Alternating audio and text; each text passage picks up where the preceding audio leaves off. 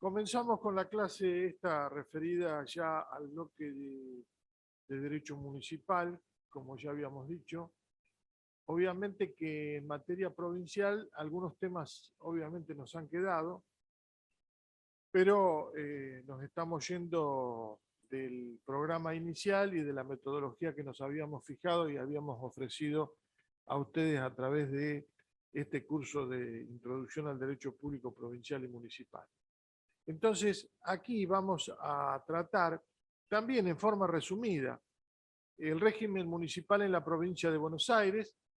Tenemos que partir de la consagración constitucional del artículo 5º, que dice que cada provincia dicta para sí su propia constitución bajo un régimen representativo, republicano, debiendo asegurar el régimen municipal, la administración de justicia y la enseñanza primaria. Y en el último párrafo del artículo 5º pone la garantía federal, es decir, que bajo de estas condiciones, es decir, si las provincias cumplen con lo que le pide el constituyente federal, garantiza a las provincias el ejercicio de sus instituciones.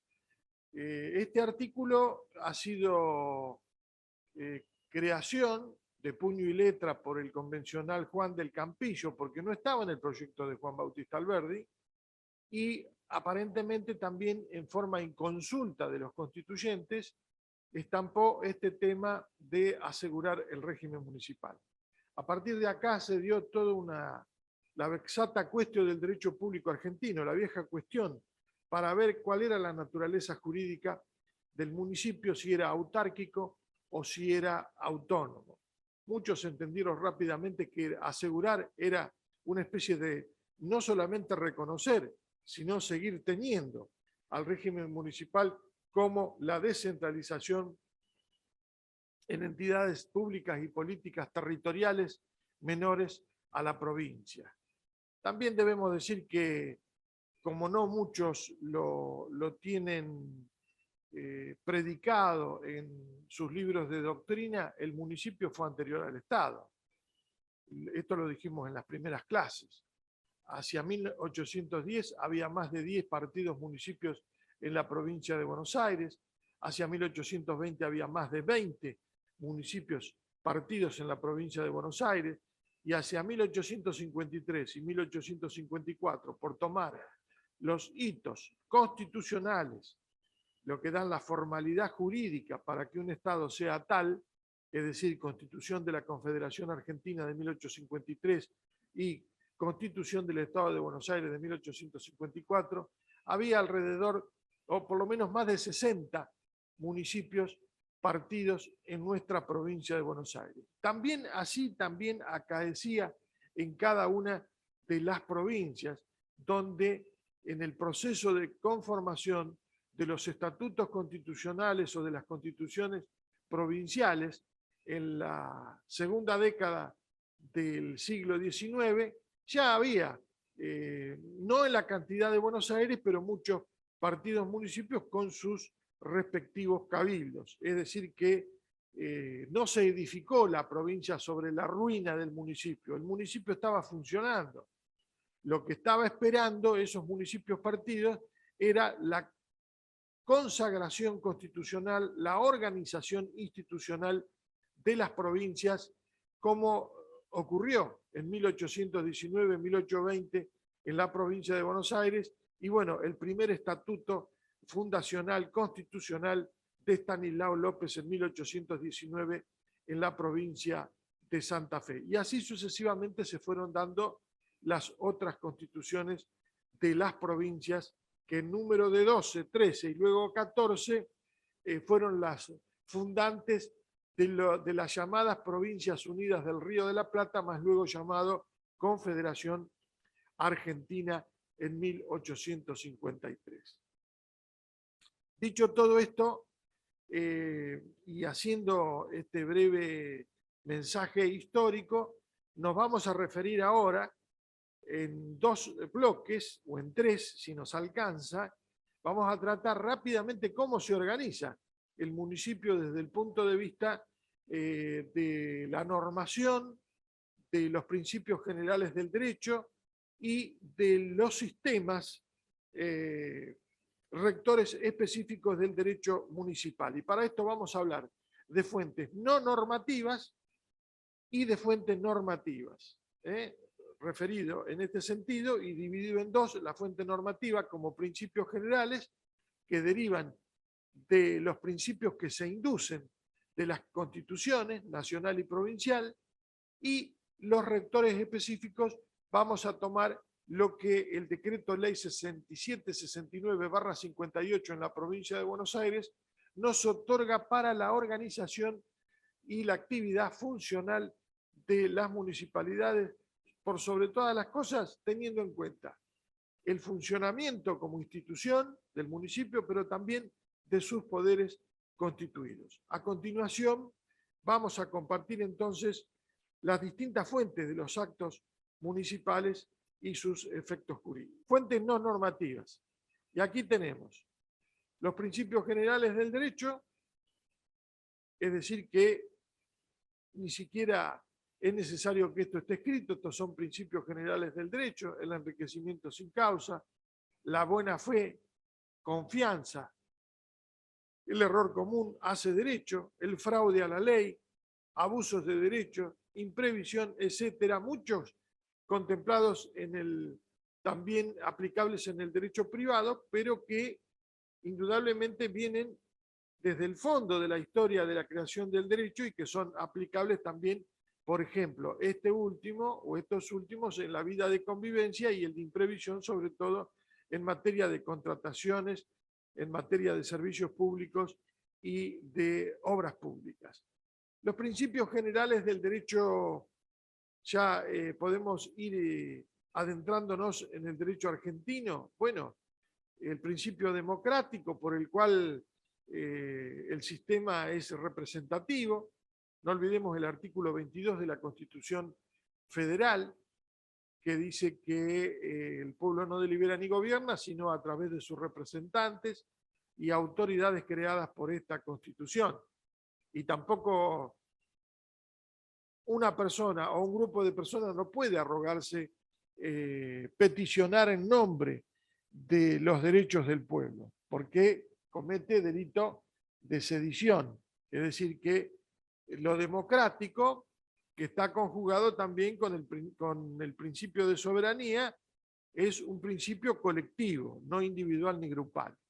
Federativo, porque bueno, ya sabemos que desde el fondo también de nuestra historia, desde los pactos que se hicieron como preconstituyentes o preexistentes, que inclusive figuran en el preámbulo nacional, el carácter federativo era una de las cláusulas, una de las condiciones por las cuales debía constituirse nuestra nación, y eso debería quedar estampado en la Constitución. Por ejemplo, el Pacto Federal de 1831, para algunos dicen que allí nació prácticamente el Estado argentino. Bueno, los republicanos también. Podemos ver la primera república francesa, la primera república norteamericana del siglo XVIII, y ya las ideas de Montesquieu, de Locke, de Rousseau, sobre la división de poderes, que ya estaba, como ya les había dicho anteriormente, en la idea de Aristóteles, para suceder un gobierno que tenía que suceder a la monarquía. La soberanía popular, que es ejercida colectivamente por el pueblo. En la Constitución de la provincia de Buenos Aires tenemos en los primeros artículos que el ejercicio del poder público emana del pueblo, y así éste puede alterar o reformar la Constitución, siempre que el bien común lo exija y en la forma que por ella se establezca. Es decir, que hay una actividad reglada también de la soberanía popular.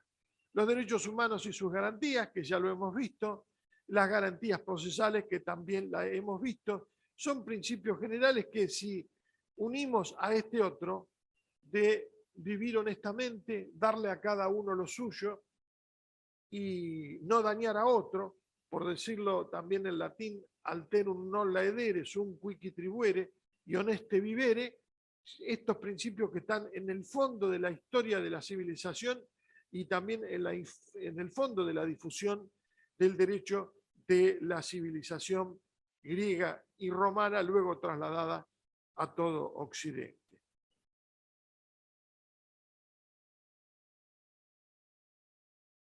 Tratamos las fuentes normativas, las que surgen de las constituciones, que son los principios generales, y las que surgen de la ley orgánica de las municipalidades y las leyes complementarias. Por eso hablamos de principios generales, inducidos de la Constitución Nacional y de la Constitución Provincial, y después de los principios rectores específicos inducidos de la ley orgánica y de las leyes complementarias. Fíjense, esto es para internalizarlo un poco y un rato, así vamos también haciendo descansar la voz. Fíjense, el primero es que el municipio es una personalidad jurídica de derecho público estatal. Es decir, que para distinguirlo del derecho privado. Pertenece al derecho público y al derecho público del Estado. Porque hay otras personalidades jurídicas de derecho público, como pueden ser las paraestatales, que son no estatales, pero son paraestatales, como por ejemplo pueden ser los colegios profesionales. Es decir, que ejercen un poder de policía que le delega al Estado para reglamentar y también para hacer la policía administrativa o disciplinaria respecto de los colegios profesionales y los consejos previsionales de cada uno de esos colegios. Entonces, personalidad jurídica de derecho público estatal, de la misma forma que tiene la provincia y que el Estado federal y la Ciudad Autónoma de Buenos Aires. Esto queda claro. Esto también estaba en el código de Vélez Sarsfield, recuerdan ustedes el artículo 33, y se replica en el nuevo Código Civil argentino, civil y comercial argentino. Garantía institucional.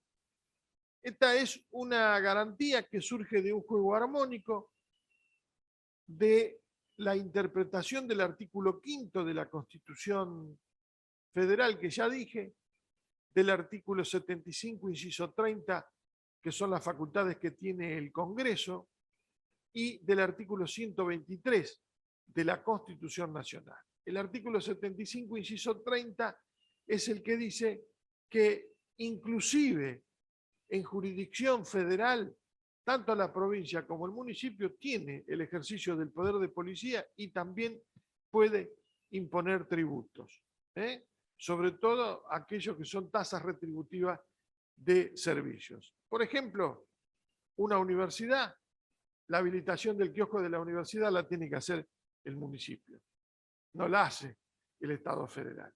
O una estación de servicio en una autopista que es de jurisdicción federal, también esa habilitación y ese impuesto, esa tasa retributiva de salubridad e higiene, la cobra la municipalidad. Por ejemplo, el caso Avellaneda, que se dio un caso con una estación de servicio allí. Entonces, ese es el artículo 75, inciso 30. Y el artículo 123, que nos habla de, luego vamos a ver en el punto 3, la obligación que tiene la provincia de arreglar el alcance y el contenido de la autonomía municipal, desde el punto de vista administrativo, político, institucional, económico, tributario y financiero, que es una obligación que tiene la provincia, una obligación que el Estado federal le dice: ustedes tienen que hacer la autonormatividad constitucional para el caso de que sea institucional, pero como mínimo tiene que asegurarle una autonomía administrativa, política y económica y tributaria financiera. Después, cuando demos autonomía municipal, seguramente en la próxima clase, vamos a explicar bien este tema. Entonces, garantía institucional, ¿qué significa en función de ese juego armónico de estos tres artículos? Que la provincia puede ejercer una acción de inconstitucionalidad o de defensa de sus derechos cuando tanto la provincia o la nación vulneren los derechos constitucionales de los municipios. Es decir, que el municipio puede ejercer esta garantía institucional. También esta garantía la tiene la provincia respecto del Estado federal cuando ocurre judicialmente contra la nación para defender sus propias atribuciones. Por ejemplo, poderes que se ha reservado a la provincia y que no ha delegado en la nación. En este sentido, nosotros no tenemos una norma tan claramente como la tiene la Constitución Grundgesetz alemana en el punto 28, en el artículo 28.2, por ideación de Carl Schmitt, que habla de las garantías institucionales, y también tiene legislada esta Constitución el amparo constitucional en defensa de los municipios contra los Estados miembros que en Alemania se llaman Länders. En nuestro país tenemos la Constitución de Río Negro y también la Constitución de Santiago del Estero, en menor grada, en alguna medida también la Constitución española, pero la más clarita es esta Constitución alemana que acabo de citar, es decir, la acción judicial para defender los derechos de los municipios ejercida por ese municipio con esa personalidad jurídica de derecho público estatal contra el Länder o contra el Estado federal. En nuestro país, contra la provincia o contra el Estado federal. Que bueno, en un nuevo texto constitucional, esto es lo que hay que predicar para que esté estampado con mayor claridad, reitero, que Río Negro y que Santiago del Estero. De ese artículo 123 federal surge la obligación provincial de arreglar el alcance y el contenido. Bueno, ¿qué pasa si la provincia no lo hace? Bueno, hay una responsabilidad por omisión. Obviamente hay una responsabilidad por omisión. Entonces ahí también se puede actuar por una responsabilidad por omisión. También esto da lugar a una acción judicial, como puede ser el caso de las provincias que todavía no han adaptado el régimen constitucional autonómico, como lo dice el texto federal.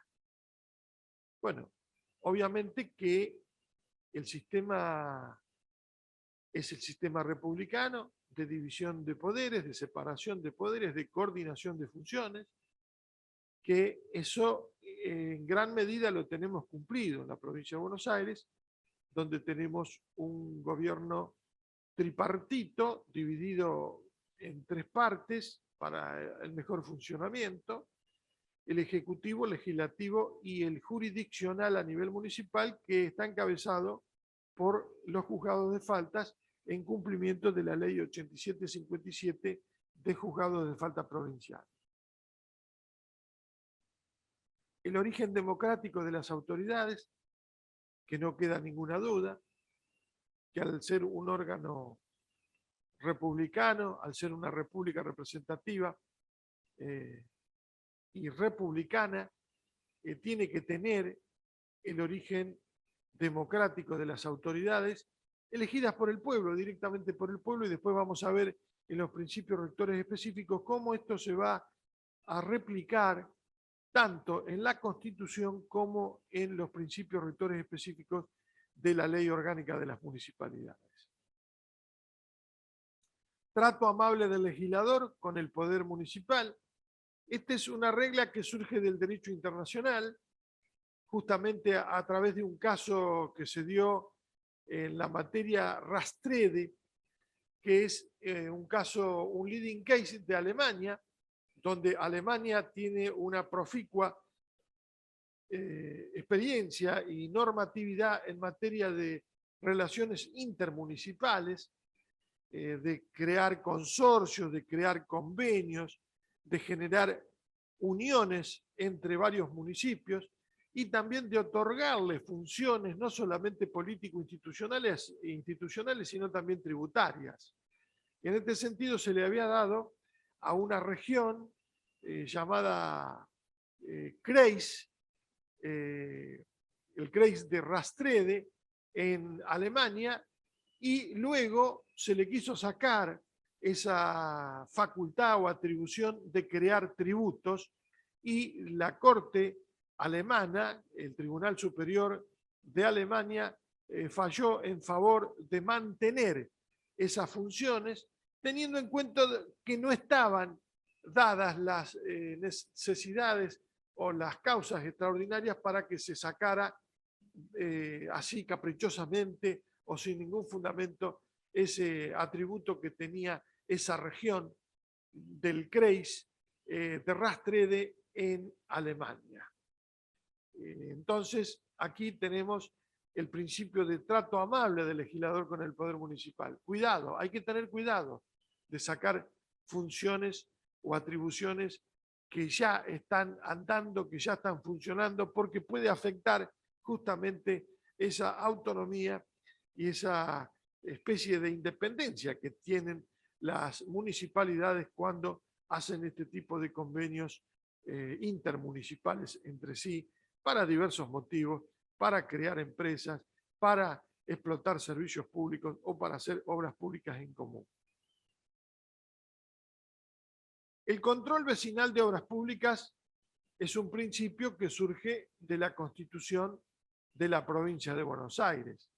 Fíjense que uno de los artículos de nuestra Constitución contempla la necesidad de crear las comisiones vecinales cuando se hicieren obras del común. Es decir, que cuando la municipalidad construye una obra municipal de cualquier género que fuere en la que hubieran de invertirse fondos del común, nombrará una comisión de propietarios electores del distrito para que la fiscalice. Esto está en el artículo 193, inciso sexto de la Constitución de la provincia de Buenos Aires, y después está reglamentada por la Ley Orgánica de las Municipalidades en el artículo 150.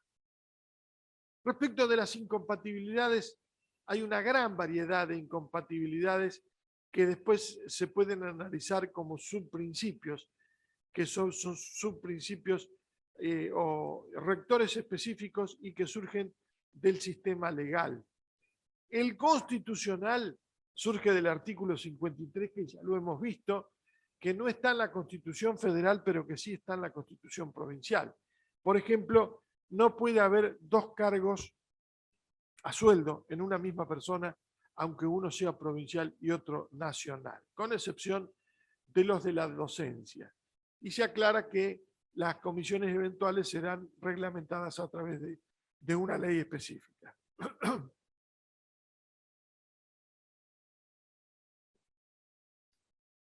Esto está claro, así de esta forma, y luego se va a aumentar en la ley orgánica de las municipalidades, hablando de inhabilidades o incompatibilidades para aquellos que, por ejemplo, no se puede ser comisario de policía y ser intendente municipal. No se puede ser concejal y ser intendente. O ser empleado municipal e intendente, o empleado municipal y concejal. Todos esos casos van a estar planteados también como inhabilidades. O, por ejemplo, no se puede ser hermano de un concejal o del intendente y contratar directamente como proveedor en la municipalidad. Estas son las incompatibilidades y los conflictos de intereses que van a existir después por las regulaciones específicas de la Ley Orgánica de las Municipalidades, que son principios que hay que cumplir. ¿Por qué? Porque después vamos a ver en el punto 10 que si no se cumple como tanto por la constitución irregular de las autoridades municipales o por los actos de las autoridades municipales que estén regularmente constituidas, acarrea una inexistencia del acto, y acá ya estamos en la teoría de la ineficacia de los actos jurídicos, y o también la nulidad de los actos que están hechos con alguna irregularidad.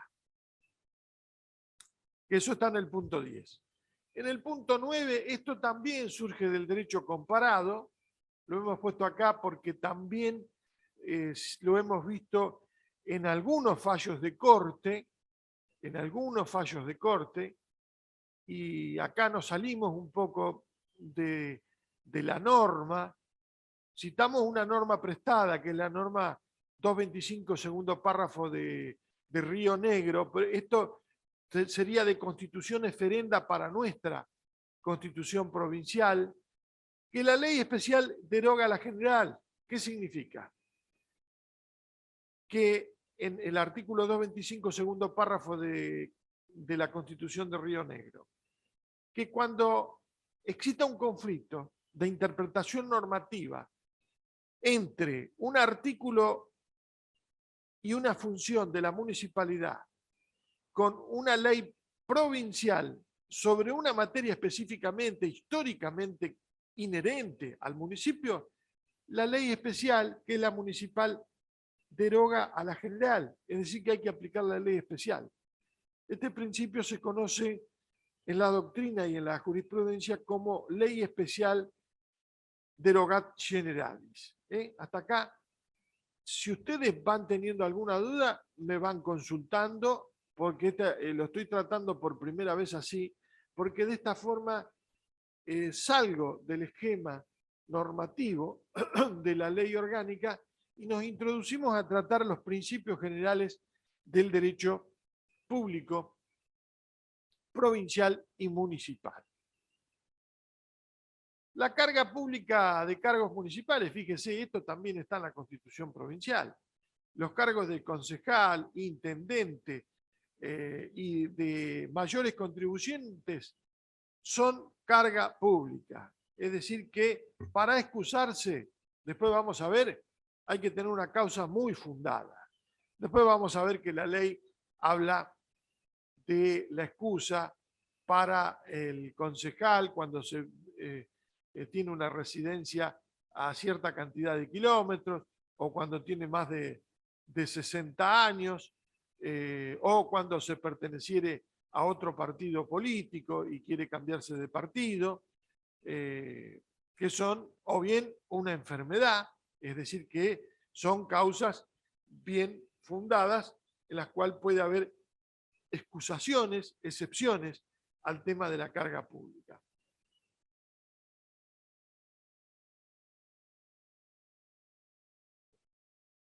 Fíjense que ya nos adentramos en el tema de las obligaciones que le van generando los principios generales inducidos de las constituciones, las obligaciones que se van generando. Hay una pregunta, parece, ¿no?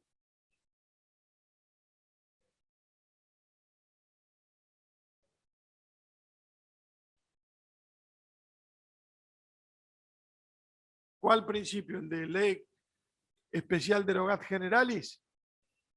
No, lo que pasa que generalmente, vuelvo a la anterior, vuelva a la placa anterior.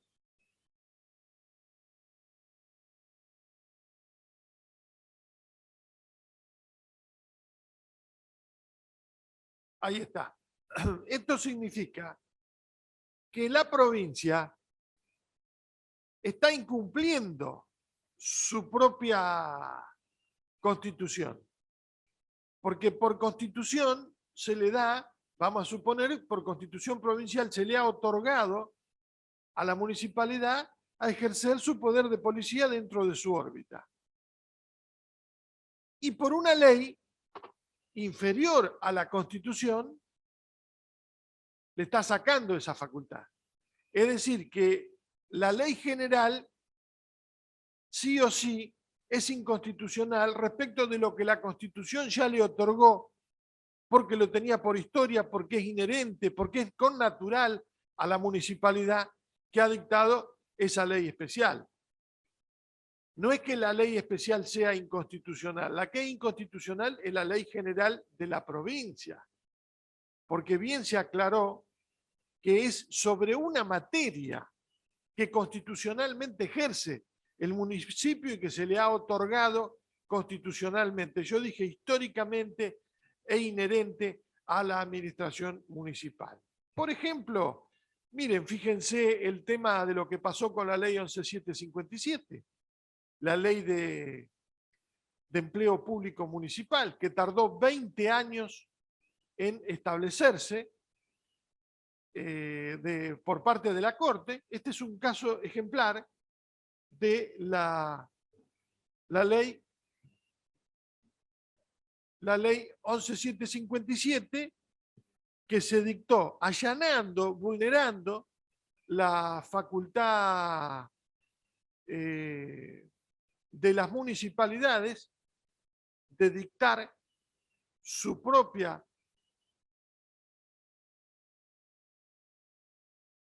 régimen en materia de autonormatividad laboral, que es el caso San Isidro, contra la municipalidad, perdón, contra la provincia de Buenos Aires por inconstitucionalidad de la ley 11757, que siendo una facultad, reitero, de las municipalidades, lo hizo, me acuerdo, en ese momento el gobernador y la legislatura en época de Duhalde en 1994. ¿Qué dijo la Corte? Dijo que las municipalidades tenían la facultad, especialmente, entre comillas, de dictarse su propio estatuto. Es decir, que si hubiera estado en pugna el estatuto de San Isidro contra el de la provincia de Buenos Aires, se aplicaba el de San Isidro. Espero que quede claro este tema, y si me da el ok, continúo.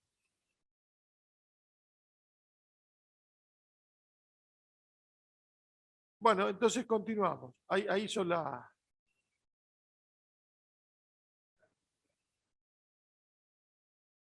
Sí, acuérdese de ese caso. Mire, se me ocurrió recién, es un caso, un leading case que tardó 20 años la Corte, fíjese, para declarar la inconstitucionalidad de una ley. Lo inició en 1994 con patrocinio de Augusto Mario Morelo, la Municipalidad de San Isidro, antes de los 30 días que se le venciera, porque la acción de inconstitucionalidad dentro de los 30 días hizo lo que debía hacer en un escrito extraordinario. Bueno, obviamente la pluma de Morelo. Creo que falleció antes Morelo que lo fallara la Corte. Bueno, esto es lo que pasa muchas veces cuando no hay razonabilidad. Y eso es prácticamente una especie de denegación de justicia. La Corte, el Tribunal Europeo considera que más de un año un caso excede el tiempo razonable.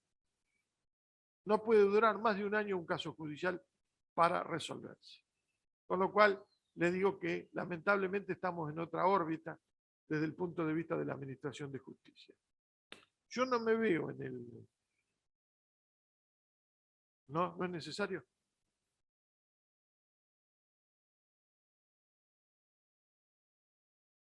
Bueno, la obligación de creación o aumento de impuestos y empréstitos a través de asamblea de concejales con mayores contribuyentes. Este es un dato que es único en el país. Por eso que a veces cuando se discute sobre la formalidad de la ordenanza o del carácter formal legal de la ordenanza, recuerdan ustedes que a partir del fallo Promenade de 1990, también la Municipalidad de San Isidro, la Corte dijo que las ordenanzas eran asimiladas a los reglamentos y tenían carácter materialmente legislativo, materialmente legal.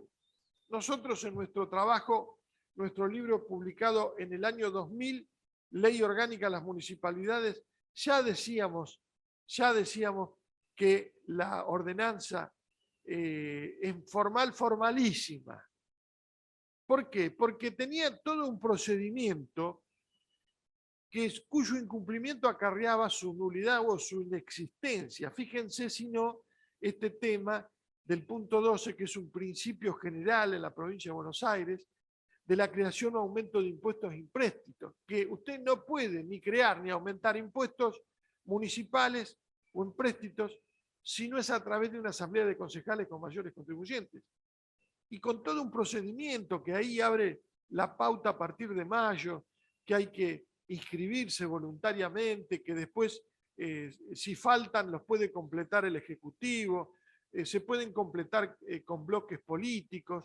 que si no lo hace quedaría en acefalía, porque es una oportunidad que tiene tanto el Ejecutivo como el Legislativo de convocar a estos mayores contribuyentes, independientemente de que se trata de un resabio plutocrático, un resabio oligárquico, podríamos decir, porque habla de la gente que tiene un poco más de capacidad contributiva o de riqueza, aminorada un poco por ese monto de 200 pesos que, bueno, hay que actualizarlo todos los años y que, en definitiva, hoy por hoy cualquiera puede ser mayor contribuyente. Es decir, que son mayores, no son mayores contribuyentes, son contribuyentes voluntarios que quieren voluntariamente establecerse como mayores contribuyentes, entre comillas, en esa asamblea.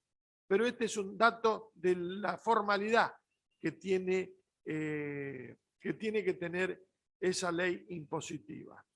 La ley que reforma el Código Contencioso Administrativo y también que reforma el Decreto Ley 6769, en el artículo 77 dice que la ordenanza también es una ley en sentido formal. Y esto, como ya lo hemos visto en el caso Juncadela, en el tema de amparo, dio lugar a algún conflicto interpretativo para ver si la ordenanza se podía impugnar por amparo